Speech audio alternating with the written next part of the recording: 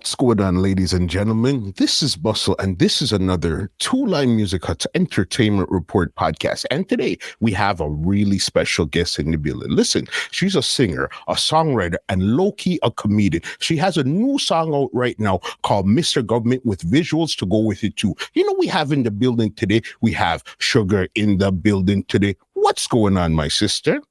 I am good. Thank you so much for having me. All right. Well, okay. So you know the program already. We like to go right from the beginning and then bring it right up to 2022. So my first question is this. Where did you grow up in Jamaica and what type of child were you?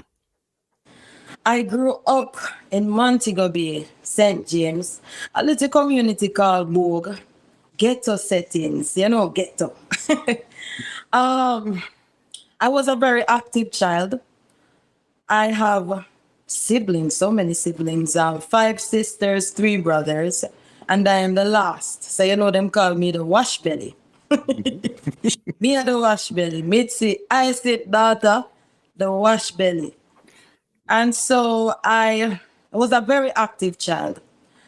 I was always taking part in extracurricular activities in school, like drama club, speech club, key club, choir, netball. We did duff bad because, growing up in a Christian home, I didn't really get to do much. It's just from church to school to home, and that was pretty much it. So apart from being entertained by my siblings, we never even have a good TV. We still have a little black and white TV. We broke down every minute. We can't see nothing. So as soon as I got a chance to really, get out there, school was my first break, because as soon as I started going to school, meeting new friends and learning new stuff, that was it. I realized from there that the world was bigger than just the little 2-bedroom boardhouse woman have, Got you. So that was my little humble beginning. Right there. And growing up, what did you think you were going to get into, or what do you want to get into at that time? Thinking like, okay, when I'm an adult, this is what I'm going to become.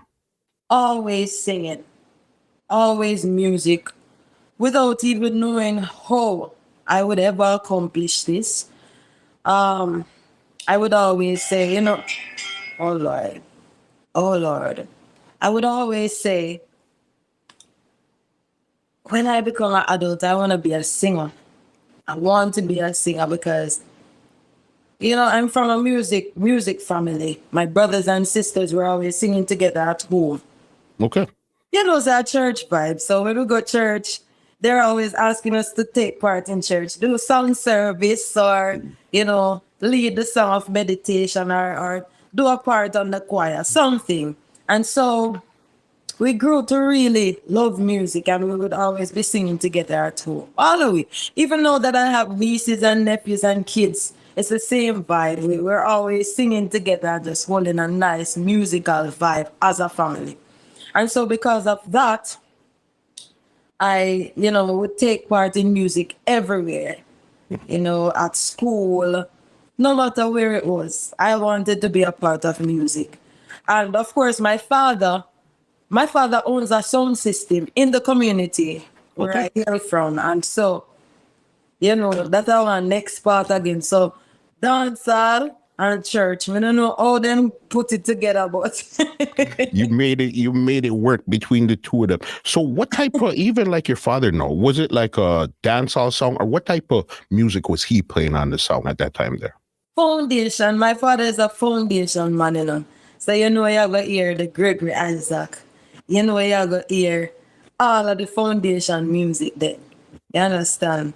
Trees. Yeah, hear the Bob Marley. When you say foundation, that's daddy. And, I think just growing up and looking at him, I believe he wanted to be an artist. I think he wanted to be an artist because he's always singing and performing in the bathroom, outside in the yard, on the farm, stuff like that. And it gave me a new burst of love for music, just to look at him and see how he would enjoy music all the time. He never fit up on a stage. The world was his stage, you know. His home was his stage, and his children were always, we are the audience. Cause we just, every new song that came out, he would have a version for himself. Girl, make it what bump, bump, bump, bump.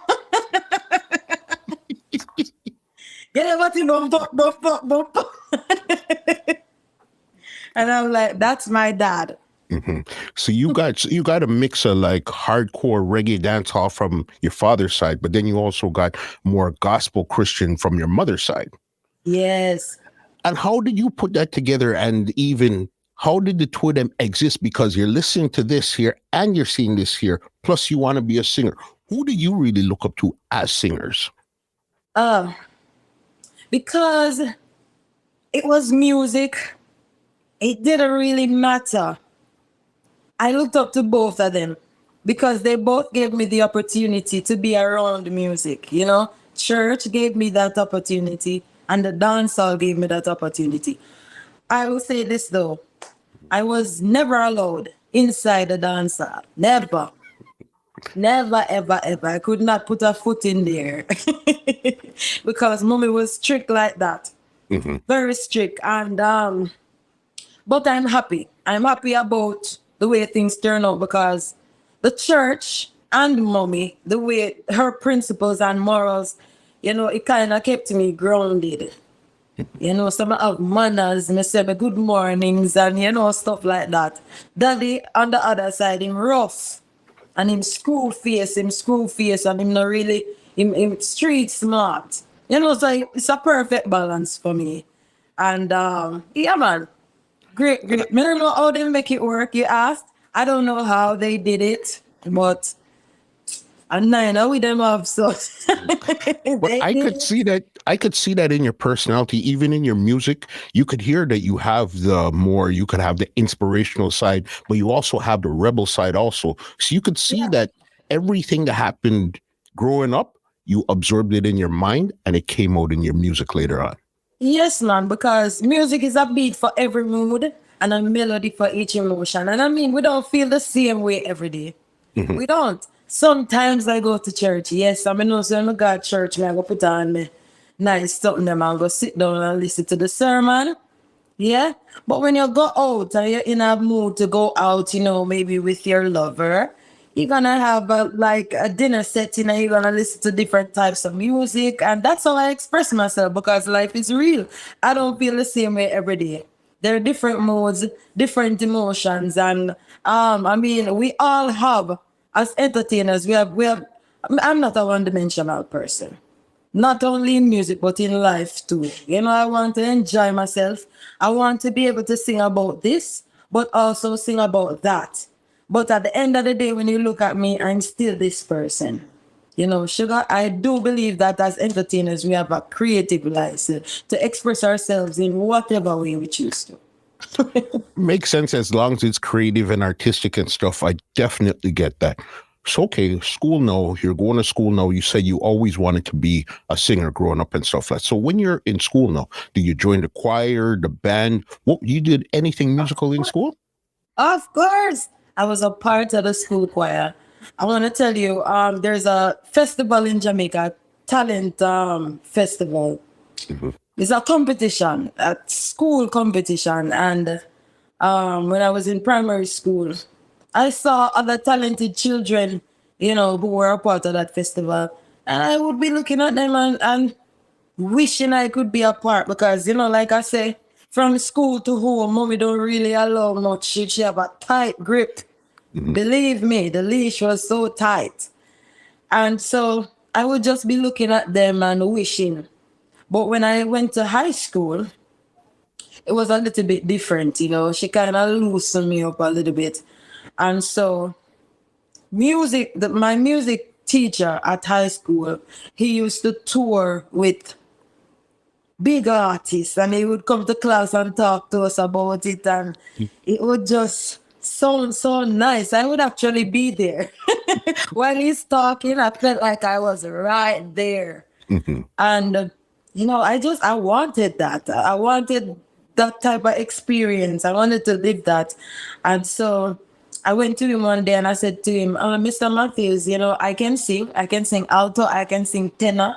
And I saw me rock my head and I tell him, And he was like, okay, you need to come and do an audition to be a part of the school choir. And I did that. And, being a part of the school choir in high school now, we went to the festivals. And so I started to experience, singing in a festival, competition and stuff like that. And it was awesome. It made me so happy. New experience, because like me said, I was only used to singing with my brothers and sisters at home and at church, stuff like that. So this was a brand new vibe for me. Plus, the competition would take us out of our parish. So we would go on a bus, like field trips, travel to Kingston, My boss! To go sing. Yeah, I mean. Yes. To go sing in Kingston and compete against other schools. That's all. But me say, yeah, man, my thing turn up now. Me feel nice. Stepping up.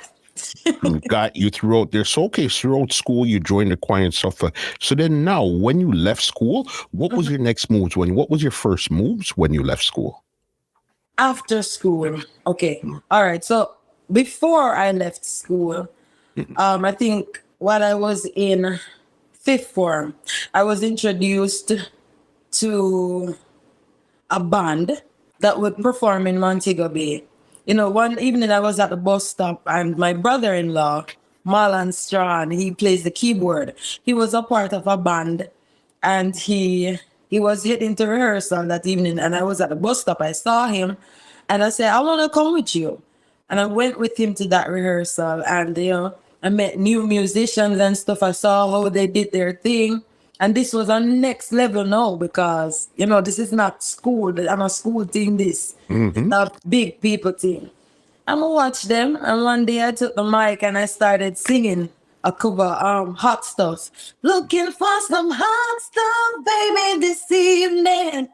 I need some hot stuff, baby, tonight. Looking for some hot stuff, baby, this evening. Oh, I need your loving. Got to have some love tonight. And when I did that, the band leader was like a girl, you can sing, man. We have every weekend gig. I'm gonna write a note to your parents and let them know you wanna come and sing with us. I'll send a note. And I got that note. I didn't give it to my mother because I knew the answer was already in. But I went on gigs with them, and that was very rough, Mostly because I tell her, say I had to tell my mother that I was going to my auntie's house, and when I went to my auntie, she was a little bit more lenient. So and plus my auntie is a dressmaker. So she would be late out at the shop working. So she didn't even realize I wasn't at home. I left and I went on that gig. And I've been doing that, I was doing that for a while. Until I was introduced to the entertainment manager for a casino in Montego Bay. Okay. Yeah, he was looking for singers and I just went there and I got a gig. And that was it. Everybody in Montego Bay started to get familiar with Mitzi because at the time it wasn't Shuga. It was Mitzi. Until finally one of them musicians say, oh, you say you're artist and you don't have no artist name. Mitzi don't sound right, that's not gonna work. And they went through a bunch of names until somebody said, Brown Sugar. And I said, okay, that's sweet. I'll work with that. And so after high school, I would have been I went straight to Coral Cliff because, meeting up with all of those musicians while I was still in high school, it helped because, I could call on them and they would say, this person is looking for a singer or, this hotel they have a gig. You wanna, how many songs you know? Learn some songs and come. You know, so just meeting those musicians, it offered me an opportunity, and I took it. So you didn't have like a job in between high school and singing, or was just basically you went straight into hustling on the hotel circuit and stuff like that? I was working at a school as a secretary. I worked at 3 schools. And then I decided, like, listen, this is not for me at all. Because it's just not for me. I don't like being bossed around. I don't like it. And so I decided, no, I'm not gonna do this. Music is what I really love. Plus, while I was working as a secretary, I was doing gigs. And then I would go to school and I'll be sleeping in the office. Sleeping all day. And I'm like, listen, I need my rest for my show tonight. I gotta go. And at this time, were you actually learning the music business, or you're just learning about how to sing and go out and stuff like that, or were you learning paperwork and all that about the business? No paperwork, no business, nothing. I just wanted to sing. I just wanted to sing. I wanted to hear myself. You know, I had no knowledge at all where the business was concerned, to be honest. I started singing with Tanya Stephens. Okay, how did you even meet Tanya Stephens? Because I've heard you say this before, that you were singing with her. How did you even meet her in the first place? Okay. So I met Tanya Stephens while I was at Coral Cliff. Taddy P, her bass player, he told me and another girl that Tanya was looking for background singers because she was about to go on a tour. And so me say, what? I learned all the songs. Me and Chrissy, we learned all the songs and we rehearsed together every day until we got all the parts right. And then we went to her rehearsal and we just did that like it was like we were doing it forever. And she was impressed and she said, okay, all right, guys, ready. We have a tour. We have the first show is in Martinique. That time I didn't even own a passport. I didn't. But I'm saying all of this to show you how everything was just coming together as though it was ordained. For sure.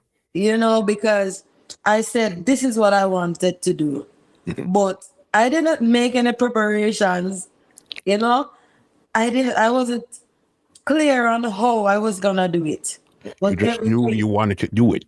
I wanted to do it, and that was the important thing. And so when she said we're going to Martinique, I got an express passport.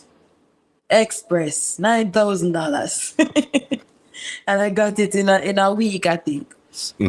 And then before you knew it, I was on a private plane heading to Martinique with Tanya, and I felt like, oh my God, I made it, man.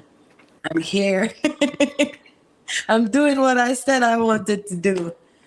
Even if it was just as a backup, you just know that this is where you want to be. Music. It's music, you know, and I love music. And so being able to be a part of anything musical was success to me, is success to me. You know, because I set out to be with music, to do music, and that's what I'm doing. And it makes me very happy. So when I went to Martinique with Tanya and I got that VIP view, because that's what she gave me, a VIP view. I have to big her up. I have to big her up. And that wasn't the only trip, you know, because I toured with her. We went to Europe. We did big festivals. We went to Africa. She's the first person who actually took me outside of Jamaica. And I got a beautiful VIP view of music and how beautiful it is and how people love it. You know, how people under one roof can just be there all peaceful, enjoying beautiful reggae music. Trust me, that made me cry all the time just to see it, because while we were in Europe, I saw that these people, when you try to communicate with them, when you try to converse with them, they don't really understand what you're saying. They'd be like, "Oh, what mean?" But while they're singing, they they're singing every single word. I remember one girl, she came backstage and she was playing a guitar and she was singing a Tanya Stephens, where Bubba grew up, kept his tobacco chewed up, and where they used to hang up, they always kept two up. And I'm like, wow, beautiful. And she was like, what mean? What? I'm like, really? This is awesome. So when I saw that, I was like, listen, I want this. Not want, I need this. This is lovely. I love this. It just do something to me, man. Was there anything that Tanya told you while you guys were that time period that you were with her that you'll never forget and you took with you on your musical journey? Yes. Tanya would always say, like, and not just what she said, just how she presented herself, how she would always show up. She would always show up. I remember she would always say, like, listen, I am not a woman. I'm a musician. Not a woman, I'm a musician. So there basically she was saying, like, I don't want them to be putting me in a category. I'm a musician. That's who I am. I can go up against males, I can whatever it is. I'm a musician. I'm an artist, I do music. She said that and I never forgot that. And, she also said, you see how rough it is out here on the road? People think it's easy. It's not easy. It's rough out there in the cold. Cold. But we have to push through same way sometimes. And you live in Canada. It's very cold there. Sometimes you can hardly find your voice to speak. And to be out there singing every night with only one night off. Me have to salute her and salute the artists them. Because music is a beautiful tool, and we take it out there and deliver beautiful messages and we entertain and people enjoy themselves and let off a load. All of meds, whatever type of music it is, it does something to people. That's why people love it. For sure.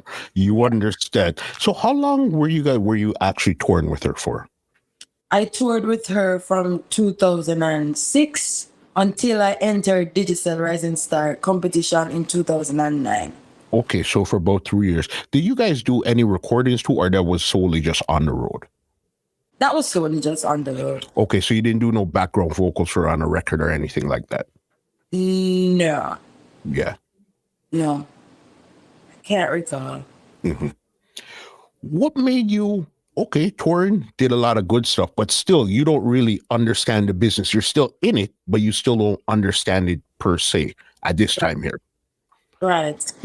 So what made you go from touring, doing all this great stuff right around, to actually entering a competition where now you're going from a background to now I'm foreground? How did that happen? What made you decide to do that? Okay. So while I was touring with Tanya Stephens, I was still singing at Coral Cliff. I still had that job there. And so the musicians, they were older than me, and they would also always say to me, like, listen, you are young, you have a beautiful voice, and you have room to grow. Why don't you enter this talent competition and start recording songs of your own? Because you're always saying some crazy things. You're always making people laugh. You're always making sense. So why don't you you love music so much. Why don't you just take it serious and enter this competition? It's gonna be in town. They're doing auditions on Sunday. Why don't you? And I was like, oh, why not? Why not? And so even though I said that, I was very nervous. And my friend Zaina, he had to actually hold my hand and take me to the place to do the audition. And after I did that audition, it was a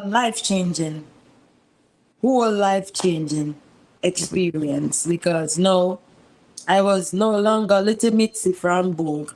I was now Shuga from Montego Bay, representing her parish with her talent, representing her country. Everything just building blocks kept going up, you know? And I'm grateful. What was it like the first night you actually stepped on that stage, the first night of the competition? What did that feel like? Nerves. I want to tell you, we had to rehearse that whole week. I'm used to singing with a band because at that casino, we had a nice band and background singers and stuff like that. So I'm used to that. But in the competition, we had to sing on tracks. And so it was different. At the beginning of the competition, we used tracks. And it was so different. And so I had to, get myself in that frame.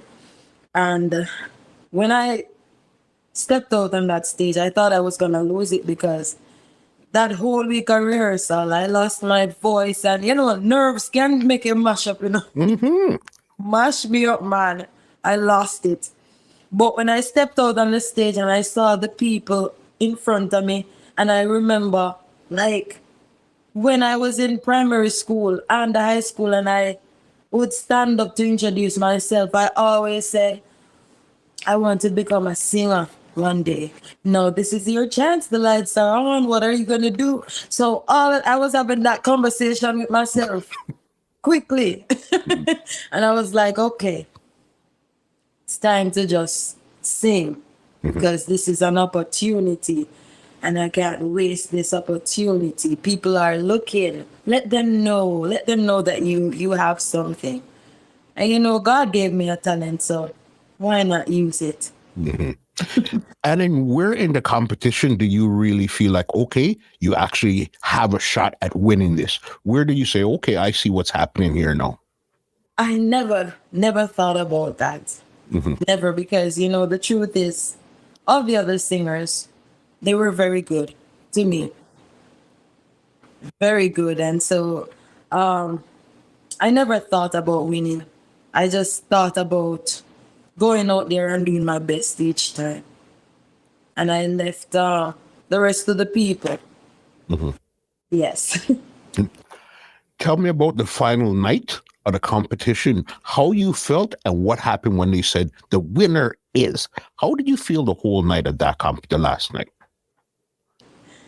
Yeah, I was so happy because it was finally over.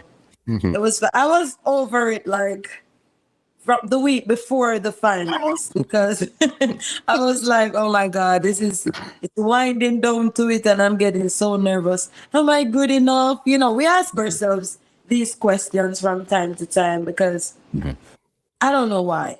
I really don't know why we doubt ourselves. But I guess it's because we really want to shine and we want to be our best, So we have to question ourselves sometimes. So I was asking myself that throughout the competition, like, am I good enough? Am I really gonna win this? Can I really win this? And people from all over, people who I don't know at all, they would meet me in the streets and be like, girl, you are so good. We love you. You're so natural. You just chat normal and we just feel like we are your friend and you just feel good. Me like you. And people would feel comfortable to just step up to me and just greet me. I would just hold a vibe and sing something for me and I would just sing something for them. Stuff like that. And so, I like that. I like that. I like the fact that, I can be myself and people can love that. So I have to big up the people then because trust me, I really them do it for me. You understand? And they make me believe in myself. So that night, it was nerve-wracking, but I was over it. I was excited. I was happy that it was finally the finale. And when they announced you the winner, what did you feel at that second there? Really, I felt like, thank God it's over. I was relieved. I was happy. It was over. I was happy the other singer was there with me and that we did it together because she's younger than me. But you know, during the competition I was like a big sister to her and we would share a room, the same room together. And, you know, I was always looking out for her and I was so because we're both from um she's from Negril, I'm from Montego Bay. I got you. So neighboring parishes. Mm-hmm. We would travel together to Kingston, stuff like that. When she's passing my house, she would stop and pick me up and we would travel up together. And so I was happy we were both in the finals together. I was very happy. Good. And you know, knowing that okay, no, I have a chance to actually live my dream and make it a reality because no people they gave me the stamp of approval and say, girl, okay, we like you. You have something. So no, it wasn't just Zena. It wasn't just my friend from Coral Cliff saying, you're talented, you have something. Everybody was confirming that. And so I was like, okay, no, I can actually do what I want to do. From the and winning the competition, what did the winner win? What did you win as the winner? I won $1 million. Okay. And yeah. And the heart of the people, them.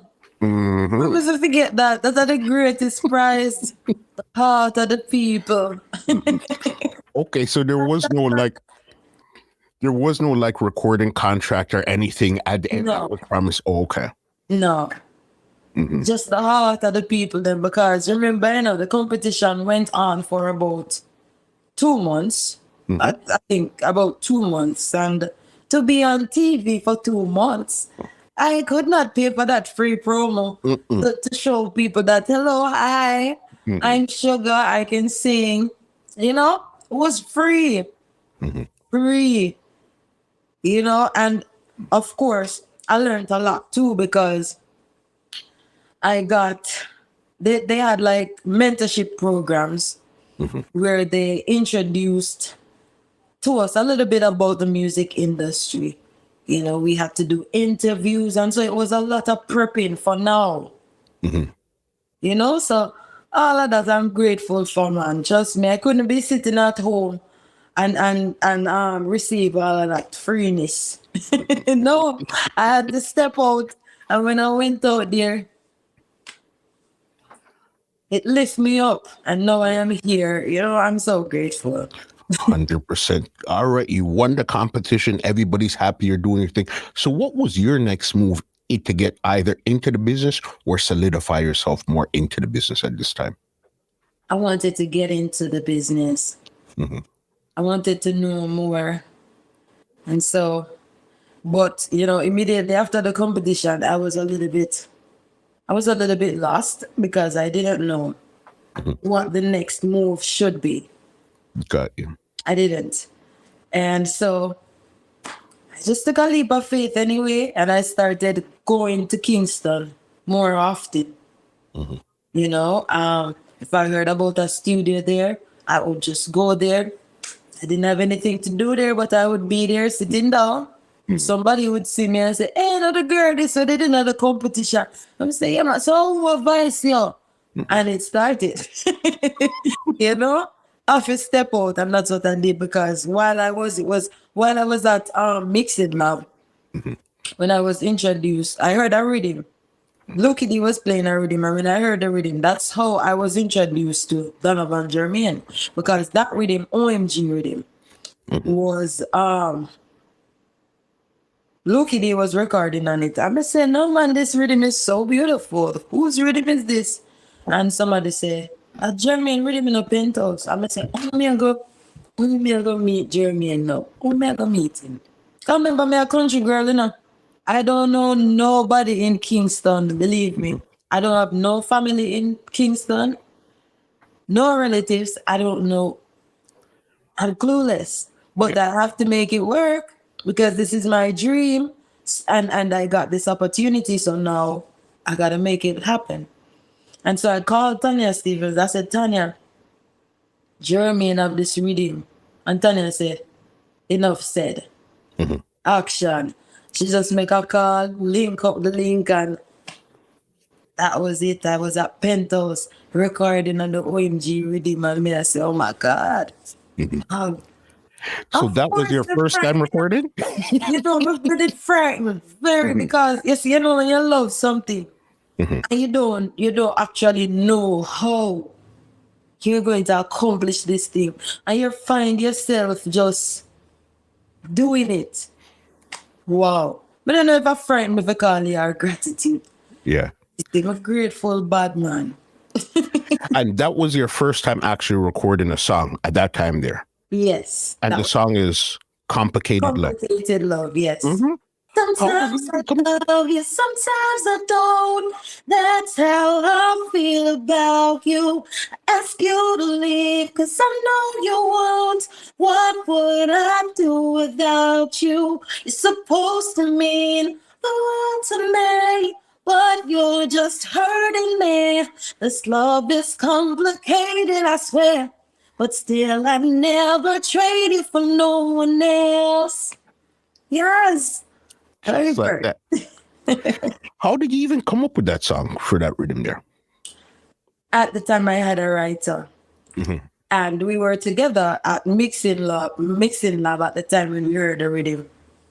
And he was like, "Yeah, man, the rhythm, pretty man." He's the one who wrote the song. He started singing that melody, and trust me, he's very talented, you know. Very talented. Big up Merrick Shaw. And when he did that, when he started singing, I was like, "Wow, beautiful." So I have to big up the writer. Then we really work with singers, work with artists, and help with production. So now you're linking with Donovan Germain. Did you get signed right away, or you just recorded your first song there? I didn't get signed right away. I just recorded my first song, and then funny. After I did the song, there was no reaction from Jermaine, so I was very nervous. I was like, "Oh my God, did I mess it up? What happened? Isn't the song good? What's going on?" But then he gave me another reading and said, "Work on this." And so I knew, okay, I must have done something right to get another reading. So I went home and I did my homework, and I came back with boys. Boys will be boys. And it no matter how we treat them right, them still a cheat, same way.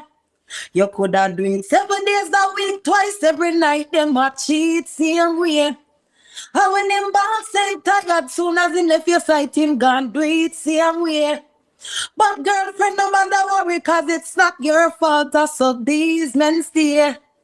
So when a girl got a man who not cheat, grab on pon him tight, me I tell you that man is a... Yeah. And if you notice, I went in a different direction because I figured, okay, you know what? If I'm gonna do music, I wanna show everything that I can do. I wanna show it all. You know, so the producer, his job would be to let me know, like, okay, I prefer this style, or this part of you is stronger, this side is weaker, so just work with that. But I never got that reaction. And so I just kept on growing, growing, growing. You know, I'm like that. I have to big up Jermaine because, you know, one thing about working with Jermaine, he always allows talents to really express themselves their way. I have to big him up for that. For sure, because as you say, you went into a different direction. This song, this is one of the songs where I said, when I introduce you and said you're a comedian, because only a comedian could start writing songs like this. 958. Okay. Ah! All right. Because you see with that one there, even the visuals. How did you come up with that one there now? 9.58. Okay. So, you know, that's Usain Bolt's world record, right? 9.58. But of course, having conversations with some of my sisters, we realized that a lot of men, they have this problem in the bedroom. They run very fast, and so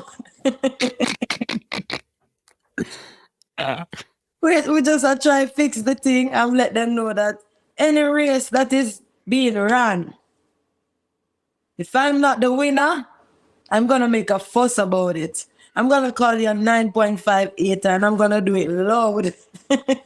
So you better fix it up. Hmm. You understand? And when I perform this song, trust me, sometimes the man them vex and they're like, hey, Sugar, you're not easy. You know, I'm saying, no, you sound like you guilty. You sound guilty. Oh, you vex.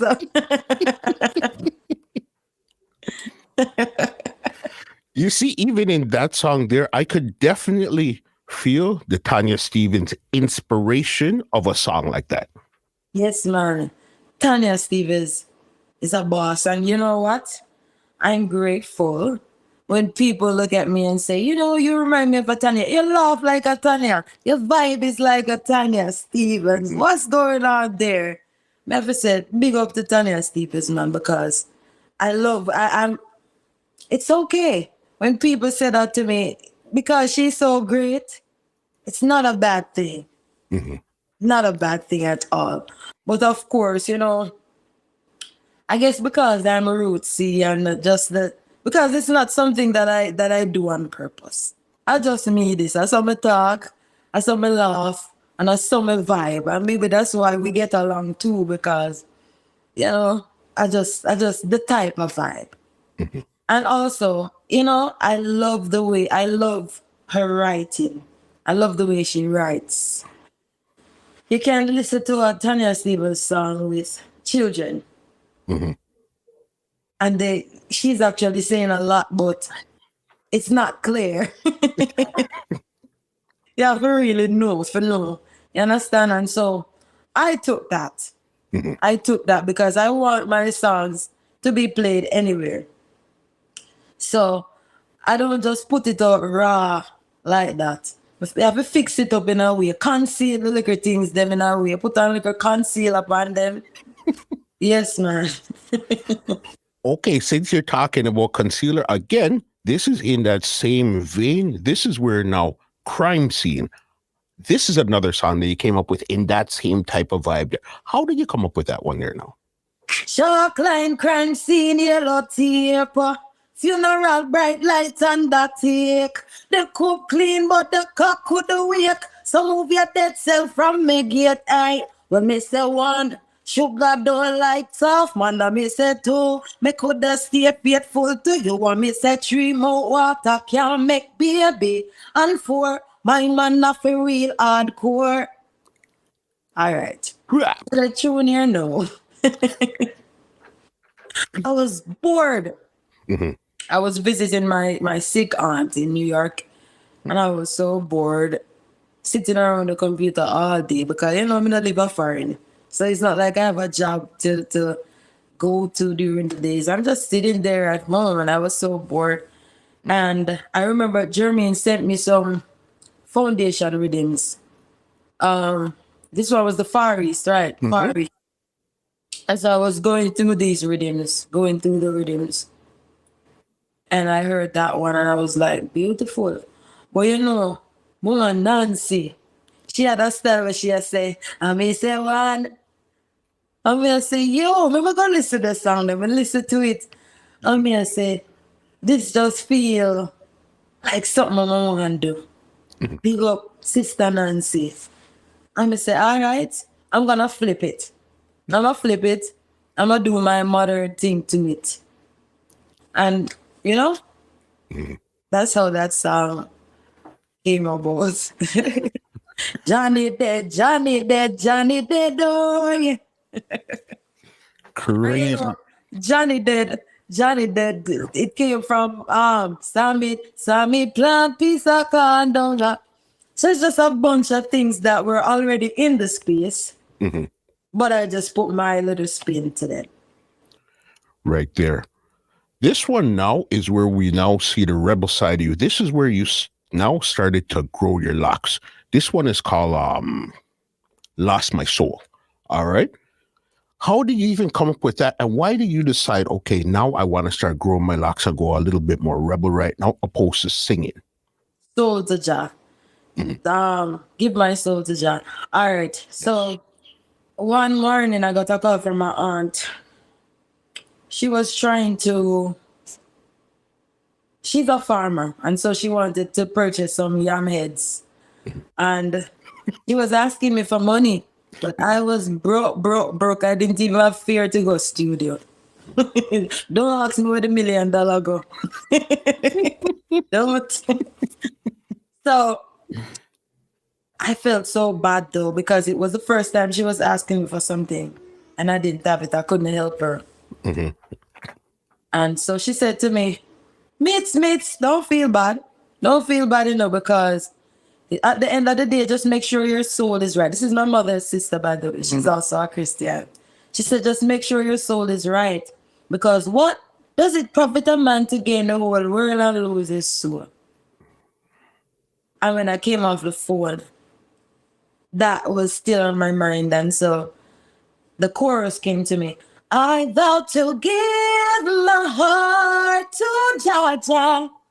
There is no profit in gaining the world. I vow to give my soul to Georgia. There is no profit in gaining the world and losing my soul. And I was like, no, immediately the chorus came to me. And I was like, wow, this is beautiful, beautiful. And I felt it. I never something on my plan for just lock me here and just walk a different way. And I guess it was from my upbringing. Mm-hmm. The principles, mommy's teachings, and just the fact that I was now exposed to a whole bunch of things. And of course, I started to feel like a prodigal child in some sense. Like, I was going on a path that was probably too far. Some sort of guilt started to kick in. And I guess it was from the program I was under as a child, So I was a little bit caught in between not knowing who I was, and there was a whole bunch of things going on, guilty conscience and a whole lot of things. And so I wanted to find myself. So I decided, you know what? I don't know if this is who I am or what I'm going to find on this journey, but I'm going to embrace it because this is how I feel now. This is how I feel now. And notice how I said, this is how I feel now. No. Because as long as you have life, life is going to come with changes. Change you're going to come. You're going to feel different tomorrow. You don't feel the same way every day. And so I embraced that feeling and I went with it. I feel like lock my ear and I just lock it. I felt that song and I sang it. I expressed it because that's what I was feeling. And I keep it real every time because I just saw life go. For sure. For me, I keep it real every time. And I go come and feel nothing. Mm-hmm. Got you 100%. You're still over Penthouse doing all your stuff. Was there any time you were a part of the Busy Signal kind of Camp Turf?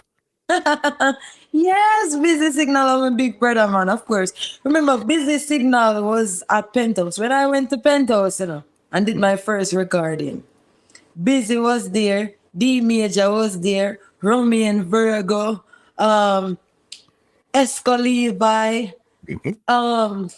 RC, Jamaica Marshall. It was a whole bunch of us. A whole bunch of us. And so it was a family vibe. Every day we were at the studio together, busy advising through, yo, the one in your heavy metal and we just did there watch him and I will vibe. If you get a rhythm, got a rhythm from Notice. Notice Production came and wanted to record him. And he was like, yo, hello, baby, can you come over that song, that rhythm? Yes. And he was like, if you voice Shuga, I don't know if you voice the song now, I don't know if you voice, and we just record the songs. So it was a vibe like that. Cool youth, Busy Signal, and I feel big him up. And it was like that every day, all the time. He was always seeking opportunities for us. Mm-hmm. Yeah? Do you guys actually go on the road together and stuff like that too? No. we never went on the. I never went on the road with him. I know that Esco and everybody else went on the road. I never went on the road with him. Maybe me never fit in at that either because the type of songs I was doing probably wouldn't really fit there. But I'm a brother regardless. For sure. Yeah. Because I know even coming up towards 2016, you came up with another powerful song called Ebony. How did you come up with this song here now? Struggle, you know. Struggle, and real life, real things. I was going through some stuff, and I don't know if it was the universe and what it was, but a voice just said to me, Ebony. There was a group in Montego Bay, 3 beautiful women, and the group was called Ebony, and I was like, why do I keep hearing this Ebony theme? What is it about?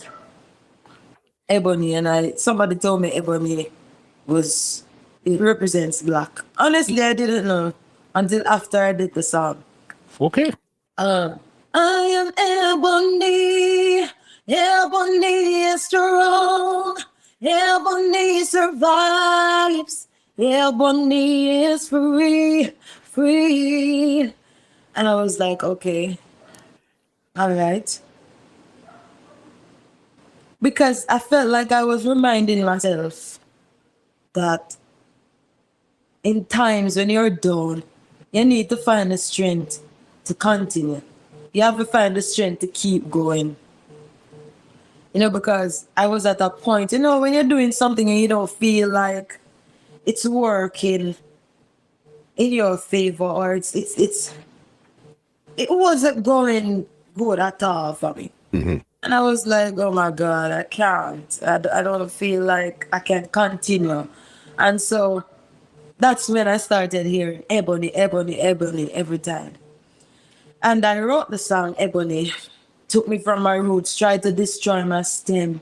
They tried to cut down my branches because, like I said, sometimes you just feel like everything is against you. No matter how much good you do, everything is against you. And that's how I felt in that moment. And this song, it kind of gave me life. Gave me life, and you know, it kind of woke up a new part of me that I didn't know I had. Because, you know, after I did that song, I wanted to do more inspiring songs. I wanted to be more serious about music and the messages that I would put in my songs. You know, because I say, yo, music is a serious thing, you know. Look what it did to me. I wasn't planning on singing this song. It just came to me, and it came to me as a message for me. And when I delivered this message, people started reaching out to me and say, oh my God, my sister, listen. This song is beautiful. This is a beautiful song. This song took me through so much struggles and so much. You know, every time I listen to this song, I feel like I can continue, I can make it. And I'm like, whoa, this is so beautiful. So even I had it in mind, you know, like maybe I need to stop doing music because I see a lot of people who I've been doing music for so long, and I see people who just start doing music and they're doing so much better than me.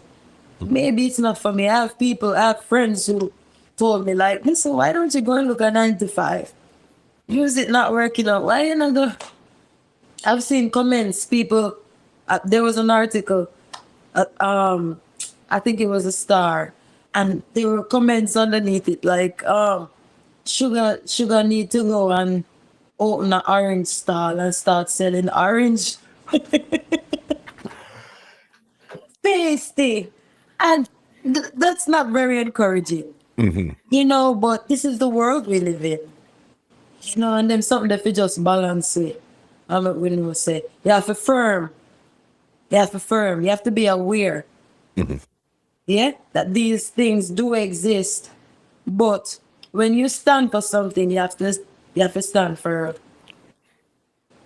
You understand 100%. And what a lot of people don't realize when they make these comments under like a Instagram post or Twitter or whatever the case is, they almost think it's funny without realizing how it's going to affect the person that it's actually pointed at. You know what I mean? Which is, oh, you're a star, you're on stage and all this, but you're still a human being before you sing. Yeah, that's true. Well, we have to just firm and understand that these spaces, that this is how they operate. Some people, they this is how they get to shine. And sometimes when you click on these things, they don't even have any followers. Their page is private. I just this person was probably going through something too, and they might try to release all of them heat and them anger and them heaviness, them bad energy on somebody else. So we have to be aware of all these things. And like I say, just firm, just firm. Just like that. So was this around the time where you kind of took a break from the business, or this was a little after this? Yeah, this was around that time. And I had to take a hiatus because,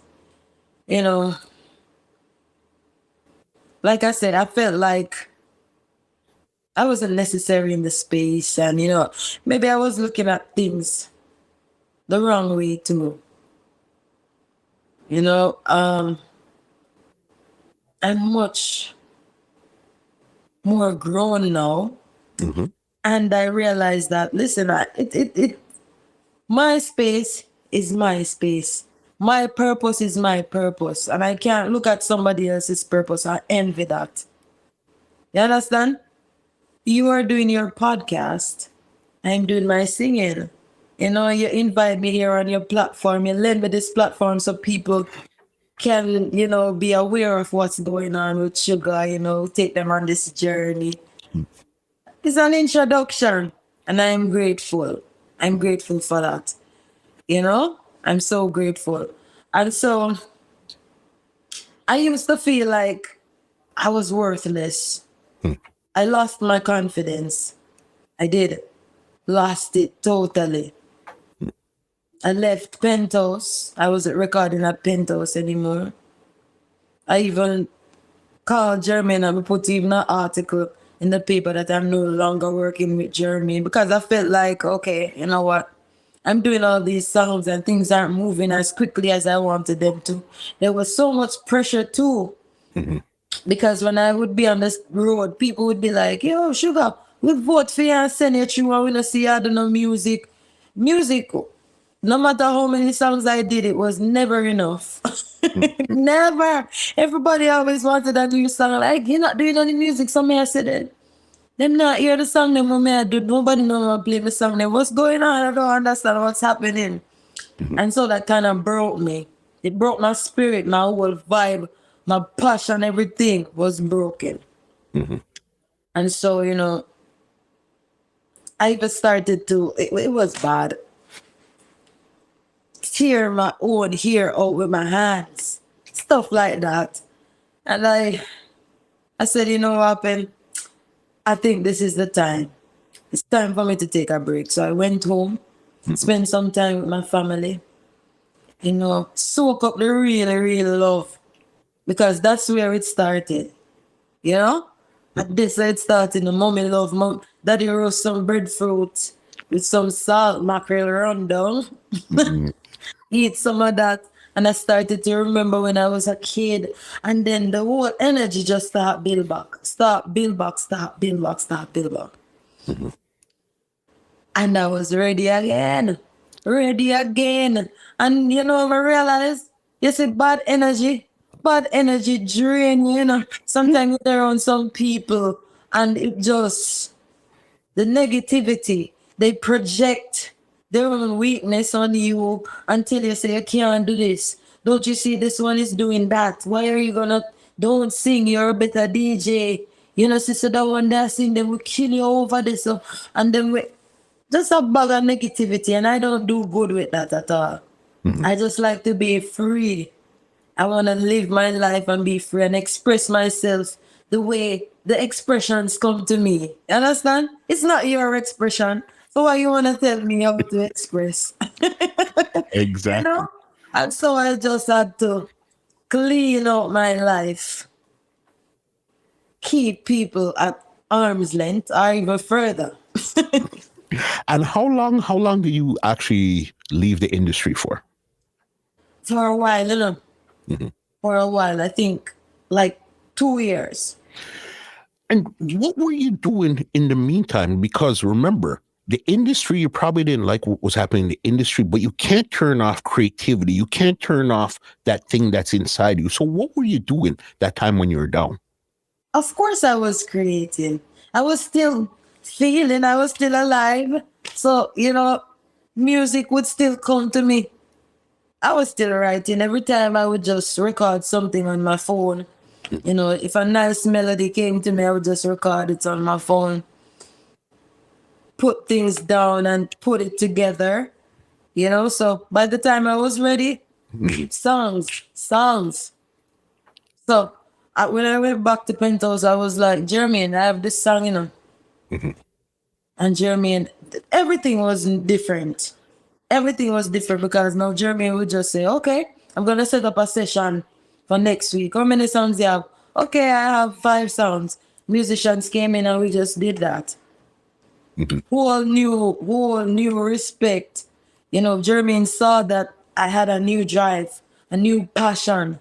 All of the naysayers and the people who used to be around me, talking down and, projecting all of that bad vibe, they were no longer around. And so Jermaine knew that, okay, she's ready now. She's ready. Because you see, when you have some people in me and tell you, we don't pay attention to that. Your passion is your passion, man. When you spend time by yourself, working on your craft, it is better. Or with like-minded people with good energy, and you can feel it. You can actually feel negativity. You don't need that. No. You understand. So then now, when you came back, was this when you recorded the song with Bugle, the replay? Bugle. I did that song replay in 2017. Yeah. No. And this was before I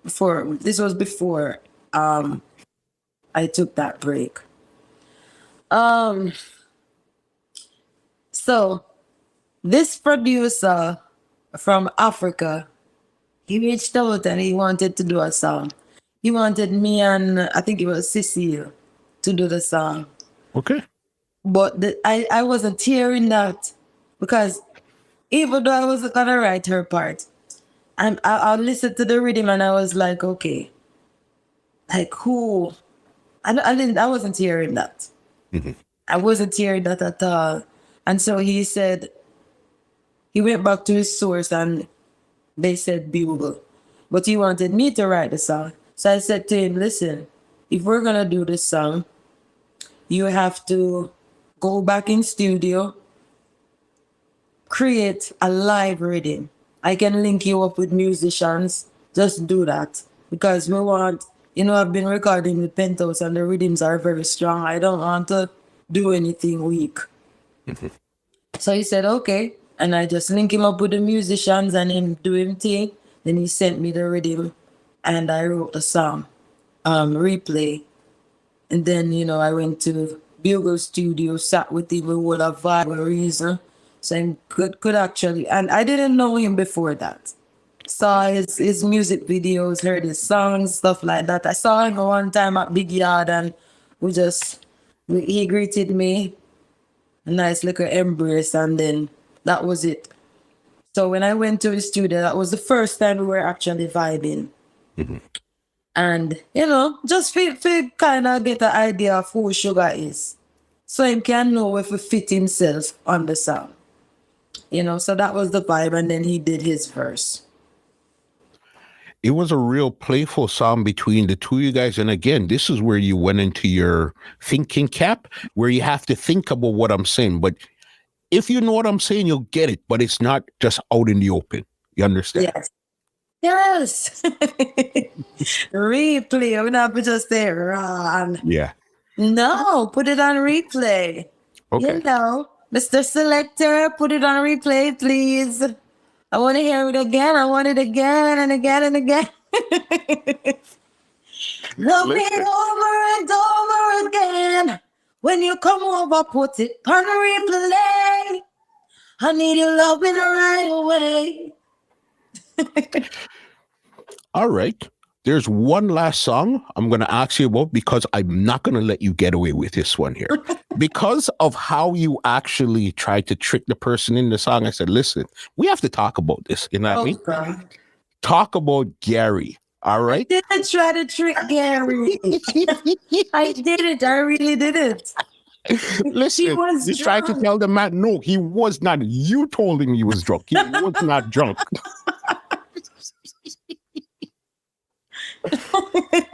How did you come up with a concept like that in your mind and say, yes, this is how I'm going to put it together? This song again, it was Merrick Shaw. We wrote this song together. Baby, who the hell you calling? Man, I don't know what went through his head, but we got the rhythm, and the rhythm was nice, the old King Cole rhythm. Mm-hmm. I would say, you know, them rhythm are really nice to tell a story. Storytelling songs are always so nice on these beats, so let's try a story song. And he came up with that, and I'm like, yo, you're just creative and crazy. I love you. Just a come in, me and my man from the club, liquor bus in our head, we in a mad rush. We couldn't wait just for dropping out the bed, coming no say tonight this a love a turn up chop.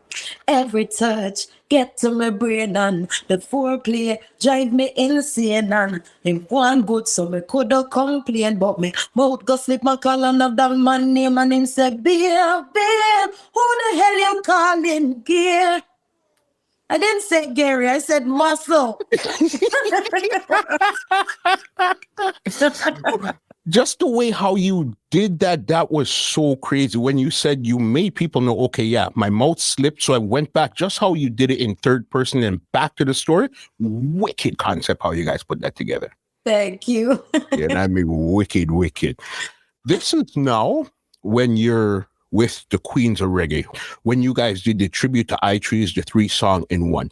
What I liked with that visuals there, it seemed like they were saying, here's your crown. You got crowned from the Queens of Reggae. Here's your crown now. You take it further. Tell me how you guys came up with that and even the visuals.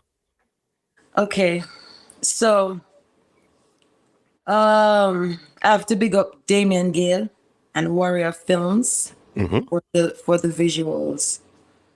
The song, the track was put together by Penthouse Records. It was produced by Penthouse Records, and he actually chose the songs. You know, I had an idea. I wanted to do a medley of songs from females before my time, and Germain thought it would be a good idea to do I-Trees medley and actually do it with the queens. And so we did that. Beautiful idea and a nice vibe while we were recording, you know. I felt like I was one of the I-Tree. I kid you not, because I was in studio singing harmony with Marcia Griffiths and Judy. And I cried with Judy because she shared an experience with me. She was happy that I was actually singing her Black Woman song, and it brought her back to the moment she did it. So she was like, listen, I remember when I was pregnant with my album, when she was pregnant with the Black Woman album and struggles, and you know, she was just sharing some stuff with me, and I felt it, and we cried together and we hugged. That was a moment. I kid you not, that was a real beautiful moment.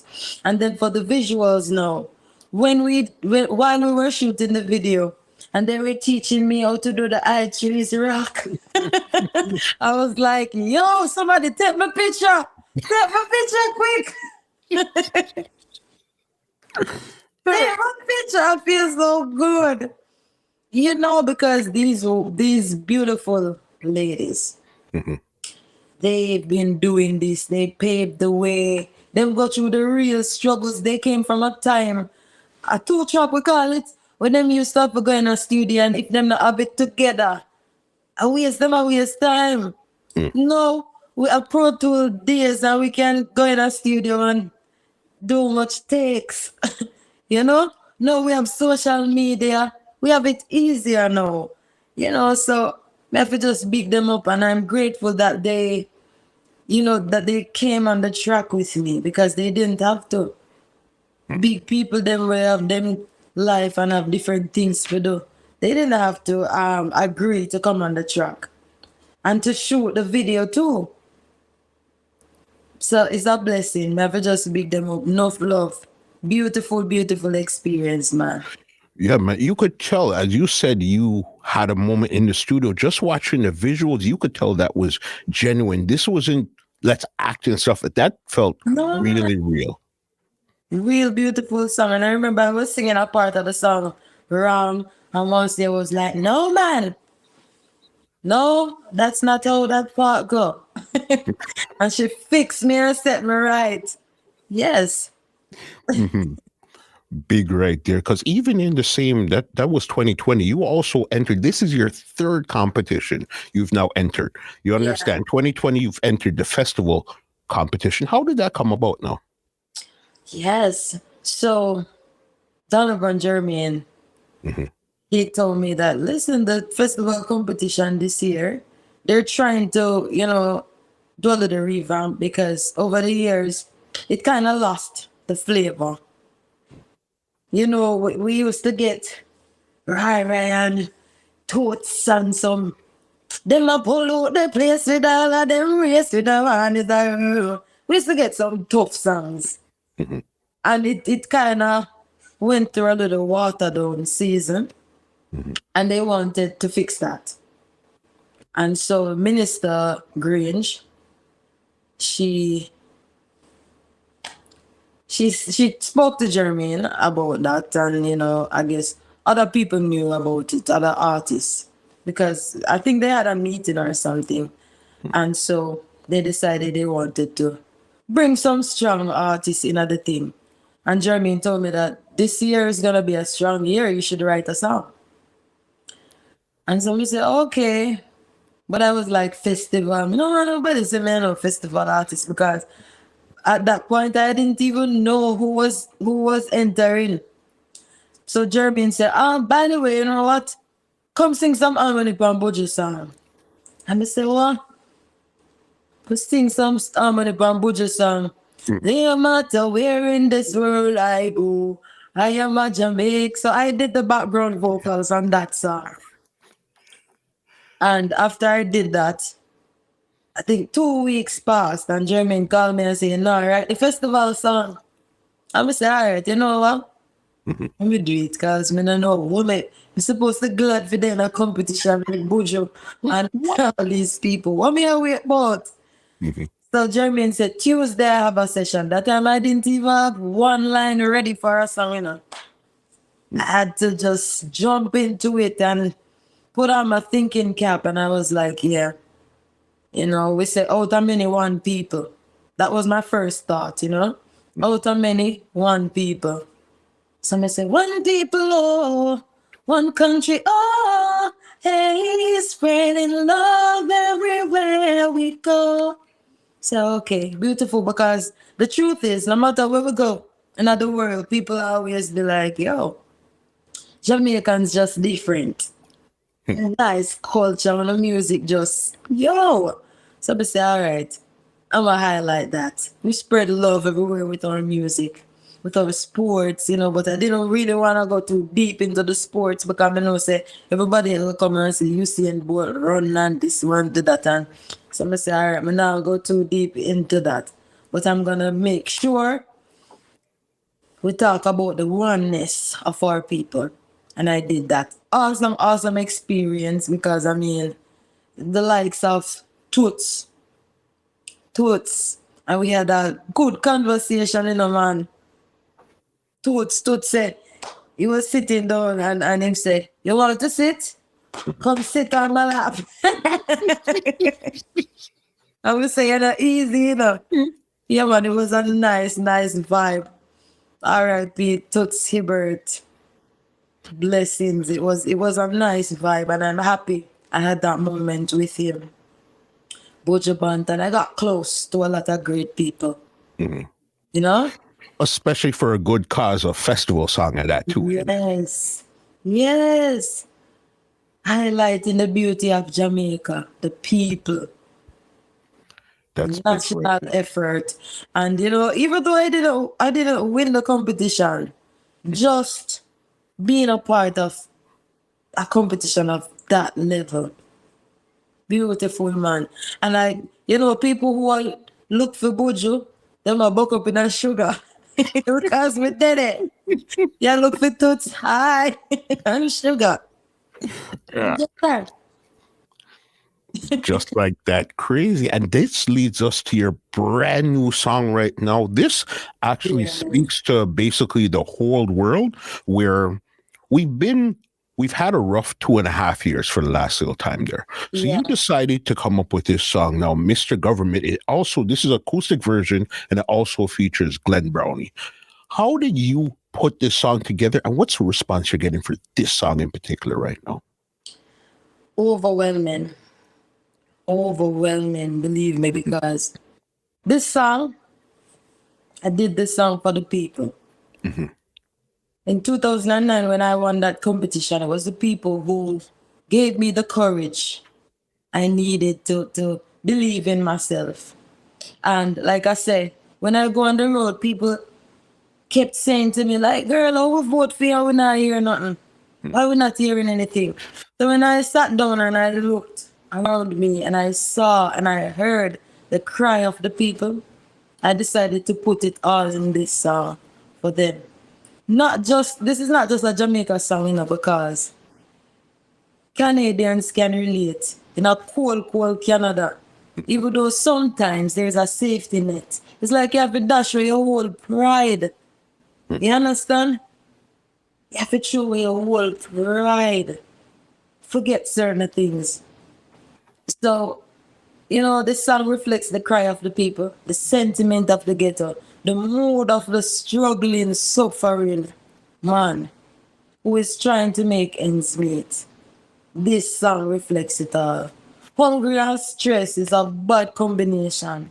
Minimum wage can't quench starvation. How we survive is a miracle. How we do it, because, and it's true, because, like I said, I am a ghetto girl. I am a ghetto girl. I am from the ghetto. My mother is from the ghetto. Daddy, all of the siblings. So we know it. We know turn cornmeal. We used to roll up turn cornmeal and chew it up and catch it in our mouth. And we used to have fun. And we know zinc fence lifestyle, all of that. It never used to make us sad because we never even realized we were poor. But when you become an adult now, and you start having your own children, and you want better for them, because now you realize, you want better for yourself, you want better for your kids. You want them to speak properly too. You want them to eat properly too. You want to be able to put on a proper shoes and a proper outfit on them. It's a whole lot. And when so much has been promised but nothing fulfilled, it's like it feels empty. Like you cry and it's an everlasting cry. Like there's nothing behind that cry. And so I know that music is a beautiful tool and it can be used to initiate change. And in doing this song, I was hoping, that this song would implement some sort of change. Hello, Mr. Government. This is a call from the ghetto. Please don't forget, say poor people elect you. Things down here is not so great, but we are try hold the faith with empty plates. Hungry and stress is a bad combination. Minimum wage can't quench starvation. How we survive is a miracle. Nothing no change since we fought for you. Oh, Lord. Right now the problems of the poor, oh God, it's not knocking on the rich man door. And me I tell you, say, as long as we pocket them insecure, oh God, things won't be peaceful. anymore. You know, I just the people's cry. I believe some I owe it to the people. I owe it to them because see, you lend me your platform. You're lending me your platform right now to deliver this message. These people don't have this platform. And so I just have to represent their voices. Definitely amazing visuals, amazing acoustic sound and everything. And the message hits right away. As soon as you listen to it and the chorus comes in, you know, this right here, this is a powerful song. Thank you. Big up Donovan Germain on the production. Uncle Brony, led Brony on the guitar. It was a good vibe. We had a good vibe creating this song in studio. Germain said, "Come Shuga, Brony." And we sat down in studio together and, we shared. We shared a musical vibe. He played and I sang. And it was a good energy. Because, Glenn Brown is an elder. They here. Him know things and him feel good. And when the energy is right, powerful things can happen. And I'm happy we did it together. We have to big up Ryan and the crew for the video. Because just it was a beautiful video. Dread and Dread. Big up on yourself. Terminal 3. Beautiful. I liked in the visuals where it started off like grayscale, black and white. And then when the color faded in, it's like you didn't even notice it until you look back again and say, hey, the color just came in. Very nice visuals. Yes, beautiful. And it came in at the right time too. When I said, stop going like you're blind. Stop going like you're blind and you don't know what I want. Hungry belly can never keep calm. When the youth them did something for consume, head I go roll if them choose for use the gun tool. Hey, where the look of them come from? We want to know how bring the criminals if it's illegal importation.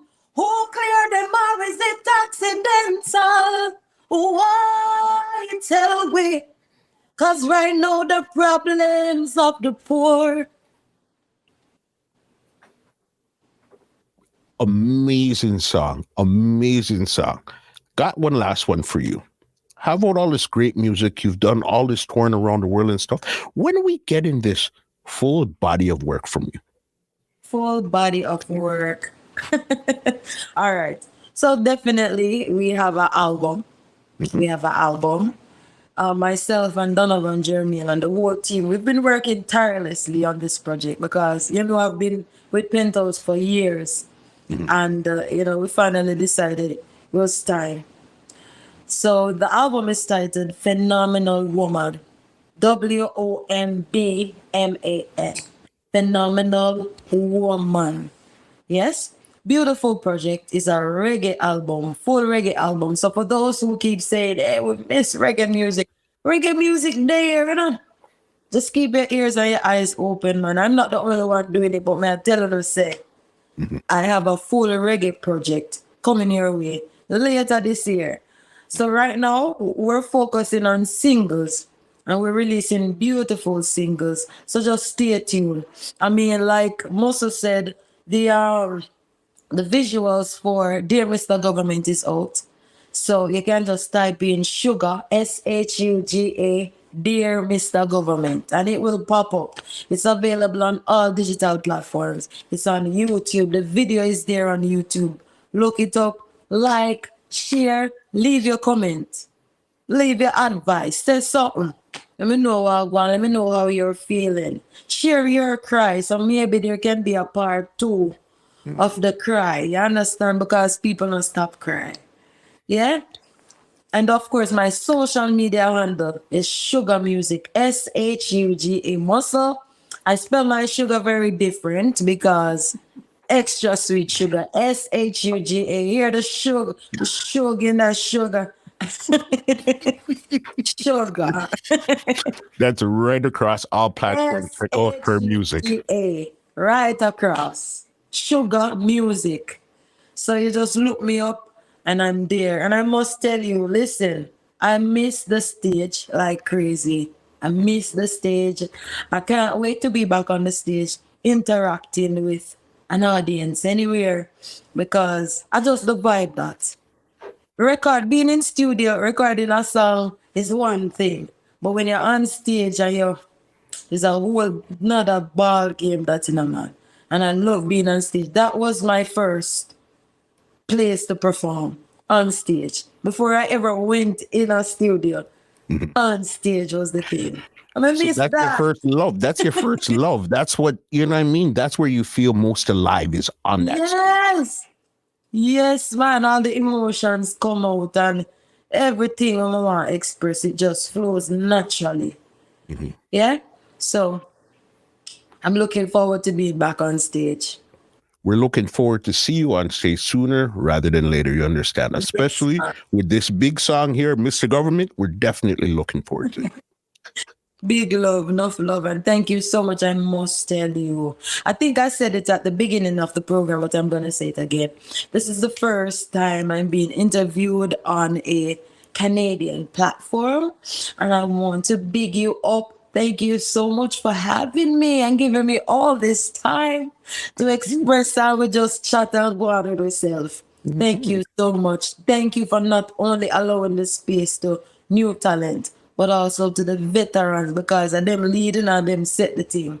And I like to sit and really look at them, watch them. And enough time I draw back for some of them things and just fix it up in my own little way. Even though I don't need no fixing. But add my little sugar to it. Sprinkle some sugar on it. For that. You kept me entertained throughout the pandemic. Thank you so very much for sitting down. Big up your team. You guys are extremely professional from the first email till I'm going to tell you bye. You guys have been extremely professional. You understand? Big up your team. Big up Ryan Bailey, Tiger, you did it. Big up Ian, Donovan Germain, enough love to the entire team. Mwah. Thank you so much, Musa, for having me. Thank you. Let me give you an outro and get you out of this conversation, amazing conversation from even more and amazing talent. You understand? Blessings. Right now, the problems of the poor, oh God, is not now knocking on the rich man door. And me, I tell you, say, as long as we pocket them insecure, oh God, things won't be peaceful anymore. Love. Well, ladies and gentlemen, this is Muscle, and this has been another Two Line Music Hut's Entertainment Report podcast, and we are out. This podcast is brought to you by www.twolinesmusichut.com.